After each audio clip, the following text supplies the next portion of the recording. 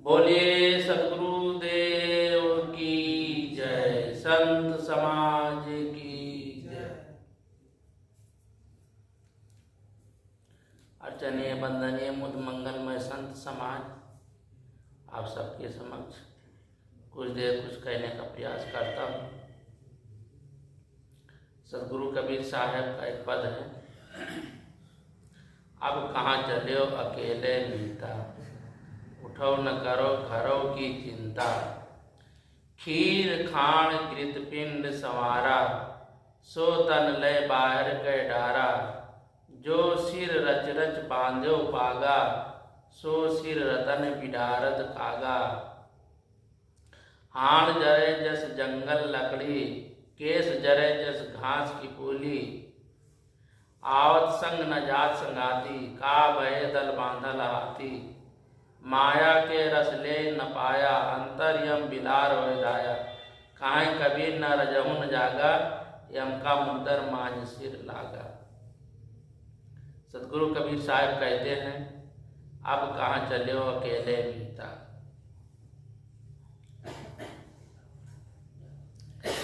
आदमी संसार में आकर मोह माया में डूब जाता है। उसे भान नहीं रहता कि हमें इस संसार से जाना भी है, इस संसार से एक दिन सदैव के लिए जाना है। लेकिन आदमी इसका उसे ख्याल नहीं रहता। साहब कहते हैं, जो संसार के प्राणी पदार्थों में दृढ़ होकर अपने को मानता है, जो संसार के प्राणी पदार्थों को दृढ़ कर अपना मानता है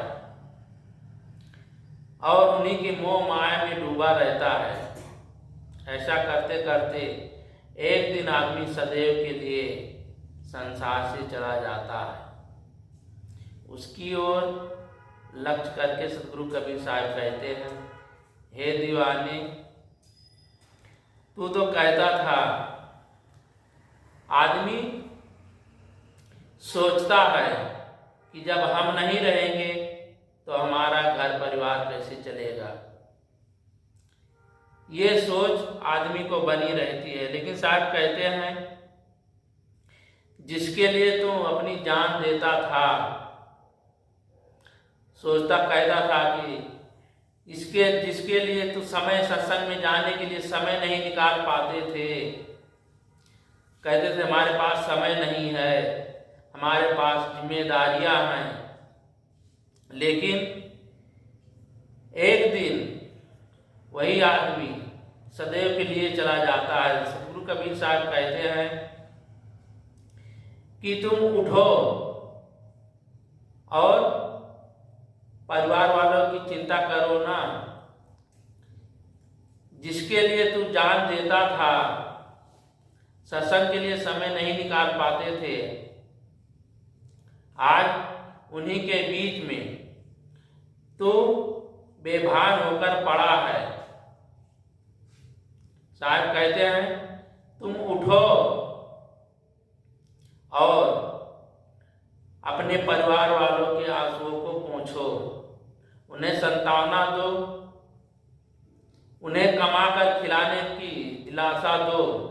लेकिन ये सब कब संभव है? जो इस संसार से चला जाता है, वो दोबारा लौट करके नहीं आता है। जो एक बार चला जाता है, जैसे साहब कहते हैं, पक्का फल जो गिर पड़ा बहुर न लागे डाल। जब पका हुआ फल डाल से टूट कर गिर जाता है तो पुनः डाल में नहीं लगता। अर्थात जब ये जीव शरीर से निकल जाता है तो पुनः उस शरीर में नहीं आता है। तो इस प्रकार आदमी जीवन भर अपने को, अपने परिवार के पालने पोसने में समय बिता देता है। परिवार को पालने पोसने में, खिलाने पिलाने में सारा समय नष्ट कर देता है और अपने लिए कल्याण साधना के लिए समय नहीं निकाल पाता और अपना बेकीमती समय, अपना मूल्यवान समय यूं ही बिता देता है। जो ये मानव जीवन मिला है बड़ा बेशकीमती है, लेकिन हम इस मानव जीवन को पाकर इसे समझ नहीं पाते हैं, इसे समझने का प्रयास नहीं करते हैं। बस यूं ही अपने आप को यूं ही ऐसे बिता देते हैं। जो समझदार होते हैं, जो विवेकी होते हैं, वह अपने इस जीवन को सार्थक बना लेते हैं और अधिकांश लोग तो इस जीवन को मिट्टी के समान गंवा देते हैं। अपने जीवन का जो वास्तविक मूल्य है, उस मूल्य को नहीं समझ पाते हैं। अपना समय यूं ही बिता देते हैं। सा कहते हैं, आप कहाँ चले हो अकेले मीता, उठो न करो घरों की चिंता। तुम उठो और अपने घर परिवार की चिंता करो ना। लेकिन साहब कहते हैं, जब आदमी चला जाता है, कहाँ दोबारा लौट करके आता है, तो अपने परिवार को क्या देखेगा। आदमी सोचता है कि मैं नहीं रहूंगा तो हमारा परिवार कैसे चलेगा, घर कैसे चलेगा, ये आदमी की सोच रहती है। लेकिन जिस घर का गार्जियन, जो बूढ़ा, जो घर का मालिक है, वो जो चला जाता है तो भी उसका घर, उसके न रहने के बाद भी उसका घर चलता है, उसके बच्चे भी कमाते खाते हैं और घर परिवार चलता है। लेकिन आदमी सोचता है कि हम नहीं रहेंगे तो हमारे बच्चे कैसे कमाएंगे, कैसे खाएंगे, कैसे रहेंगे। लेकिन सबका घर परिवार चलता है, आदमी सब खाते हैं, पीते हैं, जीते हैं। साहब कहते हैं, आप कहाँ चले हो अकेले मीता, उठो न करो घरों की चिंता। खीर खाण गिरपिंड सवारा, सो तनले बाहर के डारा। साहब कहते हैं, खीर खाण, घी खा करके आदमी अपने शरीर को हष्ट-पुष्ट बनाता है। शरीर को चलाने के लिए हमें चाहिए, राशन पानी तो चाहिए ही शरीर को चलाने के लिए। लेकिन बहुत से लोग ये सोचते हैं, अनेक प्रकार के कीमती रस रसायन का प्रयोग करते हैं कि ये शरीर अधिक दिनों तक अजर अमर बना रहे। लेकिन ये शरीर जो मिला क्षणभंगुर है, थोड़े दिन के लिए शरीर मिला है। ये जीवन क्षणिक है, कब ये कच्चा साज बिगड़ जाए इसका कोई विश्वास नहीं है। आदमी का शरीर कब कहां पर छूट जाए इसकी कोई गारंटी नहीं है। तो इस शरीर को कितना भी खिलाकर हष्ट-पुष्ट बनाओ, लेकिन ये एक दिन विनश जाने वाला है, एक दिन नष्ट हो जाने वाला है। ये शरीर एक दिन नष्ट हो जाएगा। तुम इसे कितना भी खिलाओ पिलाओ, शरीर को चलाने के लिए हमें खाना पीना तो पड़ता ही है। लेकिन इस शरीर को पाकर इतना अहंकार कर लेते हैं, अहंकार में जीते हैं कि हमारे सामने तो अब कोई है ही नहीं, ऐसा लोग सोचते हैं। लेकिन उनका ये सोचना भर रह जाता है, होता कुछ नहीं है। साहब कहते हैं, खीर खाण गिरपिंड सवारा, सो तन ले बाहर के डारा। ये शरीर एक दिन नष्ट हो जाता है, विनष्ट जाता है, तो घर के लोग प्राण छूटने के पहले ही जब लोगों को जानकारी हो जाती कि अब प्राण छूटने वाला है तो लोग चारपाई से उतारकर जमीन पर रख देते हैं। क्यों? क्योंकि सोचते हैं कि जिस चारपाई पर है तो वो चारपाई भी हमें फेंकना पड़ेगा, रजाई बिस्तर फेंकना पड़ेगा। इसलिए लोग एक बार एक दो देवराज जेठान थी, तो उनका घर का जो बूढ़ा था उसको वो अलग बनाता खाता था। तो वो दोनों जब सोचा कि इसके पास अभी कुछ धन है तो फिर सेवा करने लगी, तो तरह तरह के मेवा मिष्ठान पकवान बना के खिलाती कि जिससे कि धन मिल जाए। पहले तो उसकी उपेक्षा कर दिए, सेवा करना बंद कर दिए, लेकिन समझे कि अभी इसके पास कुछ धन शेष है तो लोग खिलाना पिलाना शुरू किए। तो जब उसका अचानक एक दिन शरीर छूट जाता है तो छोटी वाली बहू कहती है, नौकी रजाइया बहुआए हमारे बपाई, यानी कि जो हमने नई रजाई बनवाया ठंडी के मौसम, अब उसको भी बहाना पड़ेगा, वो फेंकना पड़ेगा। इस प्रकार से आदमी सोचता है। जिस परिवार के लिए आदमी जीवन भर जोड़ जोड़ कर धन कमाता है, लेकिन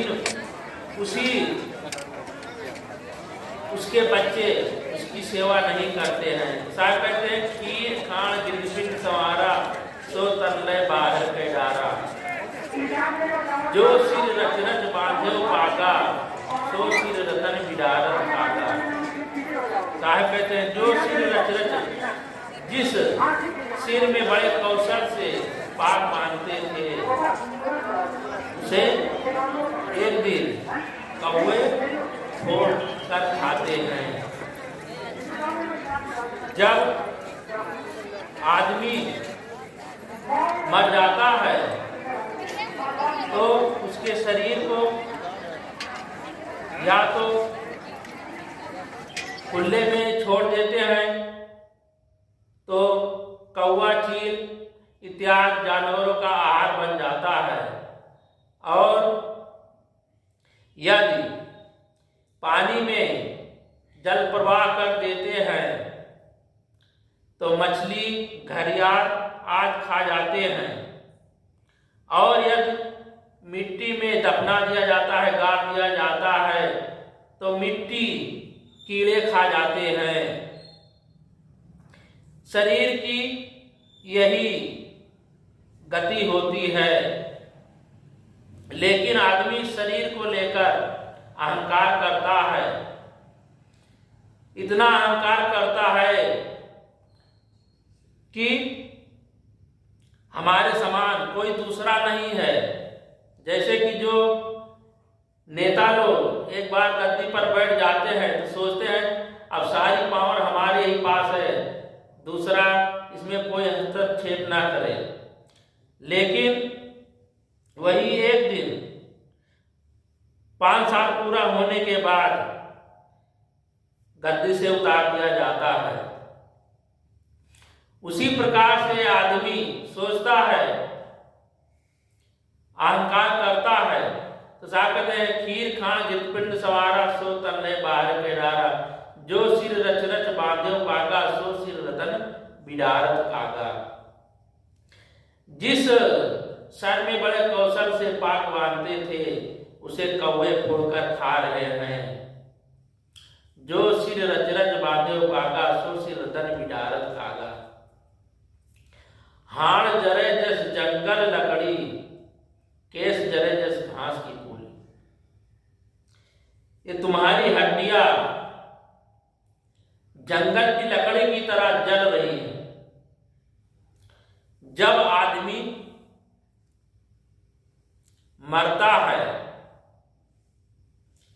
तो लोग उसे चिता में जला देते हैं। जब चिता में जलाते हैं तो जैसे जंगल की लकड़ी जलती है उसी प्रकार से ये हड्डी जल जाती है और मिट्टों में राख हो जाती है। शरीर की यही दशा होती है। जो इस संसार में जन्मा है उसको मरना निश्चित है। जो जन्म लिया है उसका मरना निश्चित है।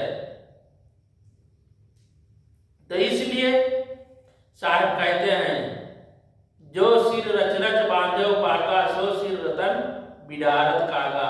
हाड़ जरे जस जंगल लकड़ी, केस जरे जस घास की पूली। और ये बाल घास की गट्ठर की तरह जल जाता है। और इसी शरीर को लेकर तुम अहंकार करते हो। साहब कहते हैं, इसी शरीर को लेकर तुम अहंकार करते हो, इठलाते हो, इतराते हो, लेकिन एक दिन ये शरीर नष्ट हो जाता है। जिसे हम भगवान कहते हैं उनका भी शरीर छूटा है। जिन्हें हम कर्ता धर्ता मानते हैं उनको भी संसार से जाना पड़ा। तो हम सबकी क्या औकात। तो साहब कहते हैं कि जो सिर रच रच बांधे पागा सो सिर रतन बिडारत कागा। हाड़ जरे जस जंगल लकड़ी, केस जरे जस घास की पूली। तुम्हारा शरीर एक दिन राख में बदल जाता है, मिट्टी में गाड़ दिया जाता है, तो मिट्टी कीड़े आदि खा लेते हैं। शरीर की तो यही गति होती है। मरने के बाद आदमी या तो जला दिया जाता है, या तो जल में प्रवाह कर दिया जाता है, या खुले आकाश में छोड़ दिया जाता है। उसे जानवर आदि खाते हैं। तो इस शरीर की यही गति होती है। इस साहब कहते हैं कि जो सिर रच रच बांधे पागा सो सिर रतन बिडारत कागा। हाड़ जरे जस जंगल लकड़ी, के जरे जस घास की पूली। आवत संग न जा संगाती, का भय दल बांधल हाथी। आदमी आते समय न कुछ लेकर आता है और न जाते समय कुछ लेकर जाता है। यहाँ पर आकर नाना प्रकार के धन वैभव प्राप्त करता है। हाथी, घोड़ा इत्यादि नाना प्रकार के वाहन एकत्रित करता है। यहीं पर आदमी आता है तो नाना प्रकार के वाहन, हाथी, घोड़ा, जो भी अनेक प्रकार की सवारियां हैं, सब यहीं पर प्राप्त करता है और सब यहीं पर छूट जाने वाली है। आदमी जो भी पाप कमाता है, पुण्य कर पाप और पुण्य कमाता है, सब यहीं पर एक दिन रह जाएगा। केवल उसके साथ क्या जाने वाला है, उसके साथ शुभ कर्म ही जाने वाले हैं। शुभ कर्म ही साथ में जाने वाला है और साथ में कुछ जाने वाला नहीं है। आदमी की जो शुभ कर्म है वही साथ में जाने वाले हैं और साथ में कुछ जाने वाला नहीं है। तो इसलिए हमें मानव शरीर पाकर इसे बहुत सोच समझकर शुभ कर्म में लगना चाहिए। अधिकतर लोग तो इस शरीर को पा करके समझते नहीं है ये शरीर हमें किस लिए मिला है। वह तो यही समझते हैं कि ये शरीर केवल कमाने खाने के लिए मिला है। ये शरीर तो केवल कमाने खाने के लिए मिला है, 2 दिन की जिंदगी है, इसको ऐशो आराम के साथ जी ले। लेकिन ये नहीं जानते हैं कि ये शरीर बड़े भाग से मिला है। गोस्वामी तुलसीदास जी भी कहते हैं, बड़े भाग्य मानुष तन पावा, सुर दुर्लभ सदग्रंथ गावा। बड़े भाग से मानव का शरीर मिला है, इसके लिए देवता लोग भी तरसते हैं। तो ये जो मानव का शरीर मिला है, इसमें लोग राग द्वेष ईर्ष्या काम क्रोध लोभ में ही बिता देते हैं, नाना प्रकार के छट छट में बिता देते हैं। जैसे कि इस शरीर को पाकर कुछ लोग तो शुभ कर्म में लगाते हैं और अधिकतर लोग तो अशुभ कर्म में ही लगा देते हैं। जैसा कि महाभारत में आप लोग ने सुना है कि कितने अनैतिक ढंग से दुर्योधन ने अपने भाई को सताया, उसे लक्षागृह में जलाने का प्रयास किया, लेकिन वो सफल नहीं हुआ। वह अपने कर्तव्य से बच निकले, लेकिन वही दुर्योधन अनेक बार षड्यंत्र करता है, भीम को जहर देता है, जहर खिला देता है, गंगोगत क्या बोलते हैं गंगोगत नहीं, ऐसे मोदक बनाया था, उसमें विष मिला दिया था। विष मिला करके और उसको लताओं में बांधकर गंगा में फेंक दिया, लेकिन भीम बच जाते हैं। यानी कि कहने का तात्पर्य है कि दुर्योधन ने कई बार पांडवों को मारने का प्रयास किया, लेकिन वे बच गए। इस प्रकार से देखा जाए तो दुर्योधन ने पांडवों के प्रति कितना कृतज्ञता, कितना अनैतिक ढंग से काम किया, लेकिन वो सफल नहीं हुआ। तो इस प्रकार से ऐसे लोग इस संसार में आकर अनैतिक ढंग से काम करते हैं। वह अपने आप को शुभ कर्मों में नहीं लगाते, जिसके कारण वह अपने आप को ऐसे ही अशुभ कर्मों में लगाते हैं।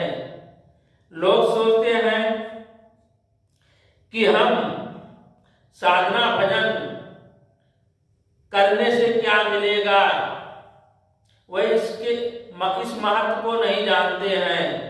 सोचते हैं कि हम साधना भजन करेंगे तो हमें क्या लाभ होगा इससे, लेकिन वह ये नहीं जानते कि जो ऋषि मुनि हुए हैं, जो संत महात्मा हुए हैं, साधना भजन करते हैं, तो वह इस अपने जीवन को पाकर धन्य है। वह अपने आप को जो, लेकिन लोग अपने आप को गलत कर्म में लगाते हैं। इस शरीर को पाकर अनैतिक ढंग से धन कमाने का प्रयास करते हैं। हम अनैतिक ढंग से कितना भी धन कमा लें, लेकिन उससे हमें सुख और शांति नहीं मिलने वाली है। सुख और शांति हमें मिल सकती है तो केवल साधना करने से ही, संतों का संग करने से ही हमें सुख और शांति प्राप्त होती है। तो हमें संतों के संग में जाना चाहिए। हमें अपने जीवन को सार्थक बनाना है, इसलिए हम सबको चाहिए कि अपने आप को शुभ कर्मों में लगाएं। एक भजन, उसके बाद की वाणी का विराम।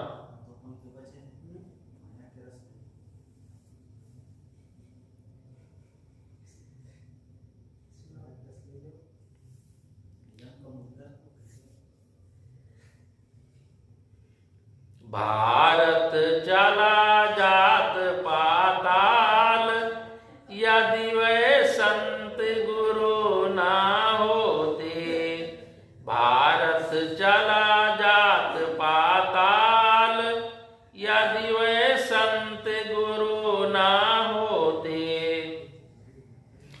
जग में लेत अविद्या छाय, दूसर कौन प्रचारक बाय। जग में लेत अविद्या छाय, दूसर कौन प्रचारक बाय। भारत हो जाता या साल, हिंदू पड़े पड़े सब रोते। भारत चला जात पाताल, यदि वे संत गुरु ना होते। भारत चला जात पाताल, यदि वे संत गुरु ना होते। इनकी महिमा अगम अपार, और फिर जानत सब संसार ये हैं। सब कालों के काल, क्षण में सब कलमल को खोते। भारत चला जात पाताल, यदि वे संत गुरु ना होते। भारत चला जात पाताल, यदि वे संत गुरु ना होते। वाल्मीकि नारद सुखदेव, सनकादिक वशिष्ठ गुरुदेव। वाल्मीकि नारद सुखदेव, सनकादिक वशिष्ठ गुरुदेव। कालो करो नाम विख्यात, जग में राम कृष्ण ना होते। भारत चला जात पाताल, यदि वे संत गुरु ना होते। भारत चला जात पाताल, यदि वे संत गुरु ना होते। इनकी शक्ति हुई अवतार, सारा हरण किया भूभार। इनकी शक्ति हुई अवतार, सारा हरण किया भूभार। तुलसी सूर कबीर कृपाल, स्वामी दयानंद कहलाते। कालो करो नाम विख्यात, जग में राम कृष्ण ना होते। भारत चला जात पाताल, यदि वे संत गुरु ना होते। भारत हो जाता शमशान, जो नहीं होते संत सयान। भारत हो जाता शमशान, जो नहीं होते संत सयान। करता कौन आज प्रतिपाल, सब ही हिंसा धर्म अपनाते। भारत चला जात पाताल, यदि वे संत गुरु ना होते। भारत चला जात पाताल, यदि वे संत